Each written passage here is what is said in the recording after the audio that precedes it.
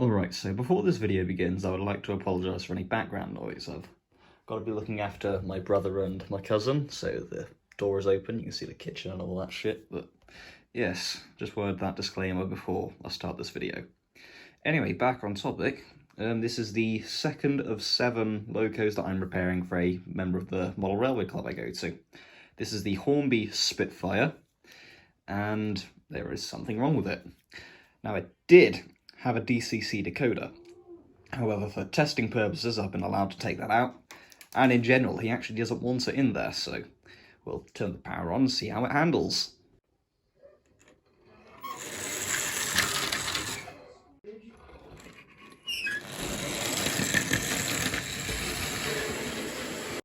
That is the weirdest thing ever. He said it wasn't working. The moment I take that decoder out, and it takes off.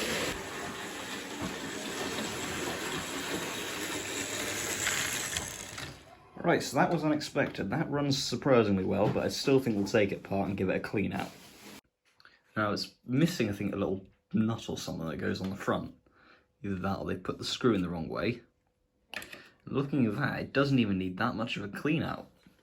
I still reckon we'll give the pickups a clean and all that, just to make sure it's running as well as it possibly can, but I was expecting there to be more wrong with this, so maybe I'll take the Flying Scotsman that he wants me to fix and see what's wrong with that instead. Yet again, I welcome you to the workbench. Now this should hopefully be fairly swift, like I said. It runs, and it runs pretty well, despite him saying it didn't work. I think his problem was, like I said, it had a DCC decoder, and he didn't want it. So, like I said, I reckon we just take the motor out and give everything a good clean, which I think we'll start with the motor, which is pull that off, because that's connected to one of the pickups, because unlike the Triang models, which only had the end 2 drivers picking up, this one has the centre driver also picking up power. There is the motor. The way the pickups on this one are arranged is a bit different too. You've got, originally the Triang version had one centre pickup plate and a little strip that went from the 2 outermost wheels.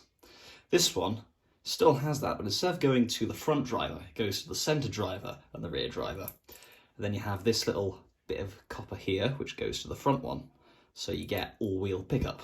So I reckon we'll take off the pickup plate and then see what we can do about cleaning this.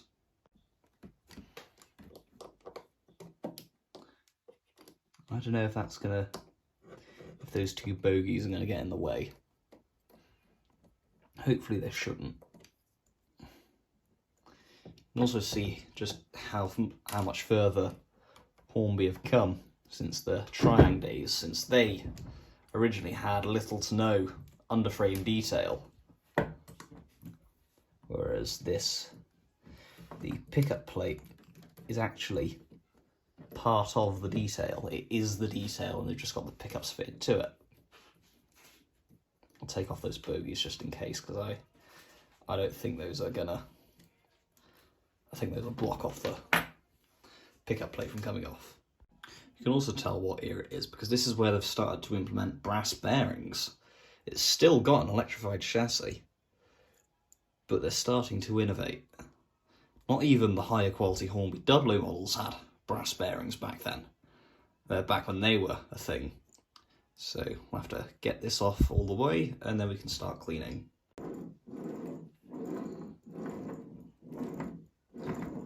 Yeah, I don't think that needs much cleaning. I might give the wheels a bit of white spirit to clean those out as well, but it really does not need much. I really hope I don't get a copyright strike for that music.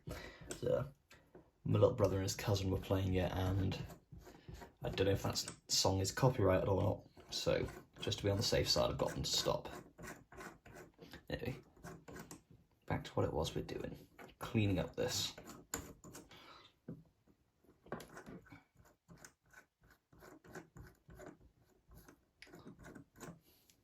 Doesn't matter if we do that on the other set of wheels because those pick up through the axles and not through a set of pickups. So you don't need to clean the backs on those wheels since those are uninsulated.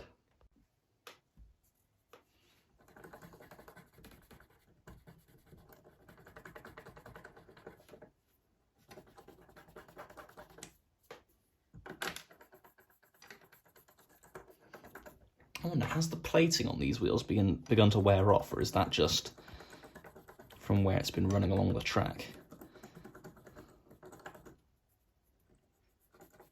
If anyone knows, do let me know, because I am interested to know if that's the plating on the wheels wearing out, or if that's just dirt from the track.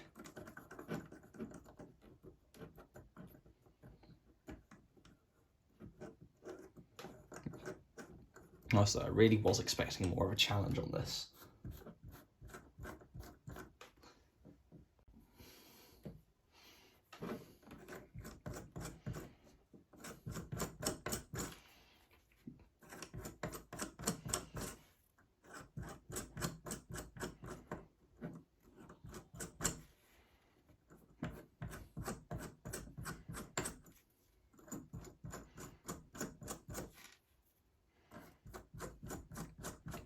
I think off camera I'll go and do the axles as well, just to make sure those are clean. So I guess it doesn't have all-wheel pickup. I was honestly expecting there to be another little bit coming off here for the centre driver, but no, they still haven't done all-wheel pickup on these versions. Obviously the later models that Hornby did would hopefully have all-wheel pickup, especially their super detailed models, but I honestly thought that this would have had all-wheel pickup. Well, then again, this one does still have the shadow flanges on the centre driver, so they're still very much our early Hornby railways, just coming out of the Triang era. Anyway, on the topic of the pickups, I reckon we'll clean those off next.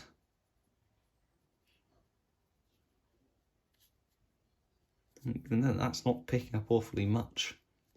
So yeah, this thing really has not seen that much use, if anything.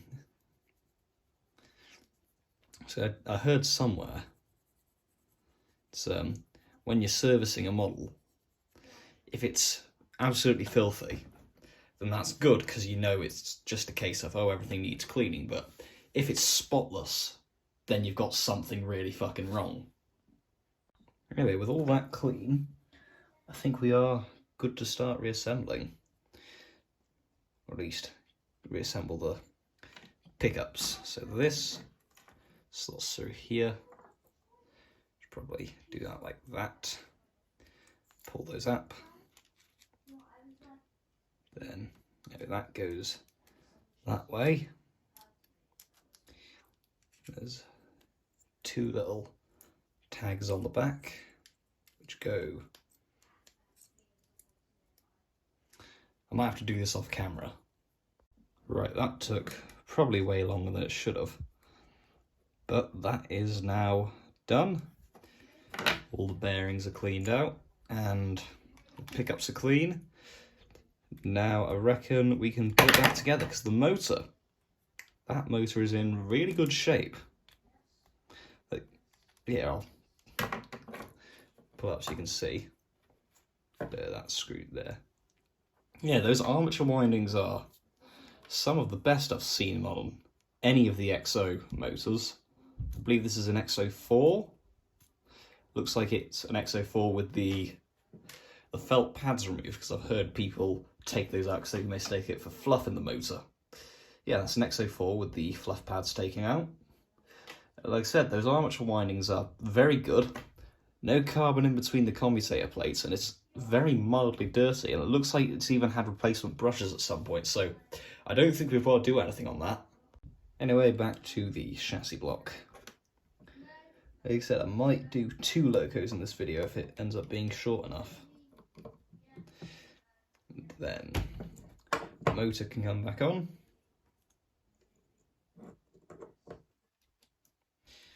So just one screw down here needs to hold it in place.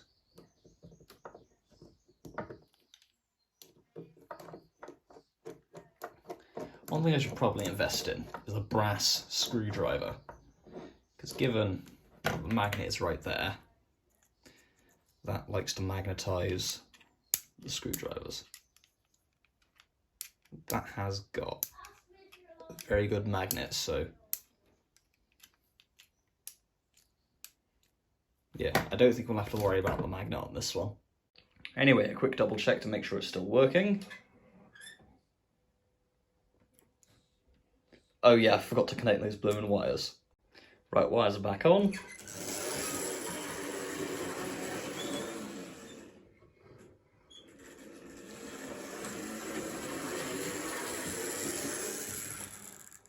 Right, we're good to put everything else back on. Right, one thing I've noticed is the body fixing screw is actually on upside down.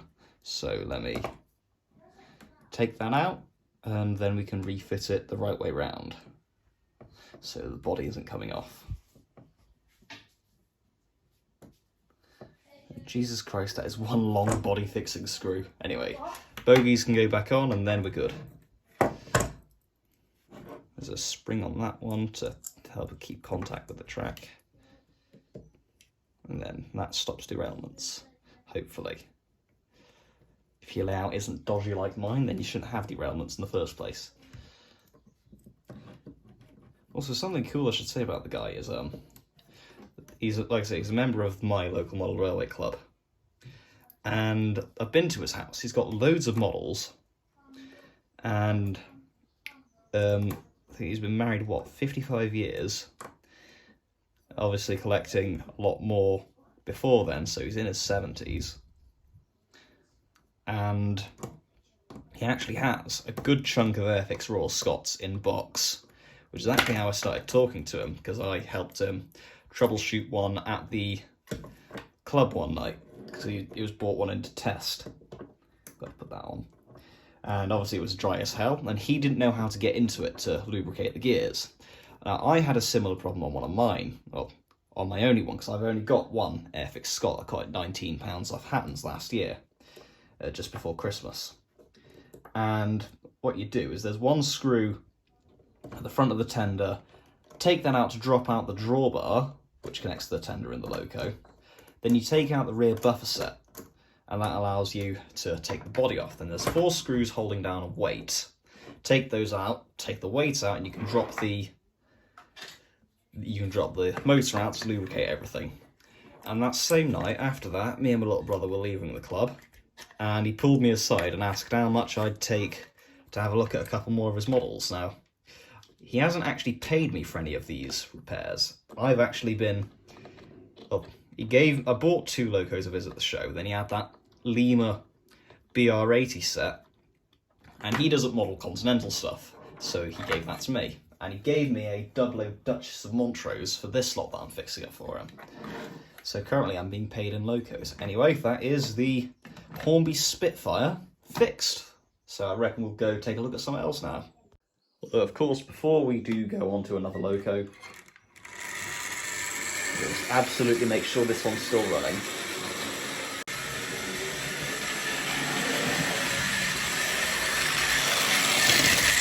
And because this one has couplers, central lock couplers, I can test it with a load.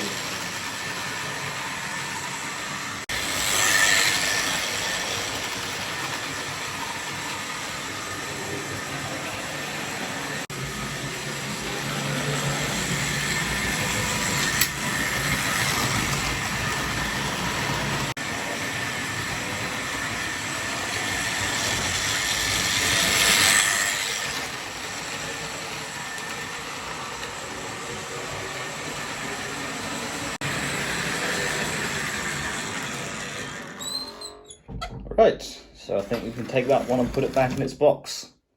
So that is now 2 of 7 locos repaired. This was probably by far one of the easiest. Off camera I did start a bit of work on his Flying Scotsman and I managed to get it running, although it's not too good in forwards, so I think what I'll do is I'll do a separate video on that, fixing that up. I was going to do that part of this video as well at the end of this once I've done the Spitfire, but it's always half an hour long and I don't want to put you all through that. So for now, this the X-TAF Veil tank and Spitfire are both fixed up. So those are ready to be sent back to their owner.